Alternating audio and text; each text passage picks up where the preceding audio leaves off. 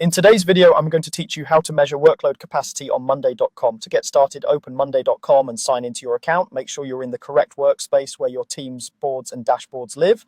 For the workload view to be meaningful, your tasks should already have a person assigned and a date or timeline. If you also track effort, such as time estimates or story points, that will make capacity calculations even more insightful. Next, look at the left-hand sidebar and click your existing dashboard. A dashboard in monday.com is a central place to visualize data pulled from one or more boards, so it's perfect for getting a high-level picture of how busy your team is. If you work with multiple teams, choose the dashboard that pulls from the boards you want to measure.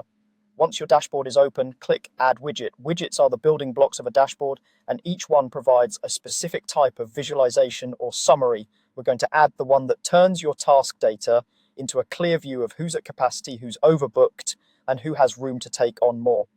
In the widget gallery, click More Widgets.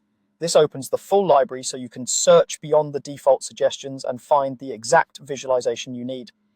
Use the search bar and type Workload. This will filter the results to the Workload widget, which aggregates assigned tasks across a time frame and displays them by person or team. It's designed to surface bottlenecks early and give you a realistic sense of capacity before deadlines start slipping. When you see the workload widget, click Add Widget. It will appear on your dashboard and immediately pull data from your connected boards. You should see bars or blocks grouped by assignee with color indicators showing allocation. Typically, green means within capacity, and red flags potential overloads, helping you act before things become unmanageable. For accurate results, the workload widget relies on a people column to know who owns each task and a date or timeline column to understand when work happens. If you track effort, such as time estimates or story points, the widget can use that to weight tasks more precisely.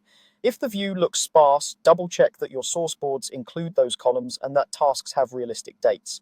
From here, you can interpret capacity at a glance and make decisions like redistributing tasks or adjusting timelines based on what the widget reveals.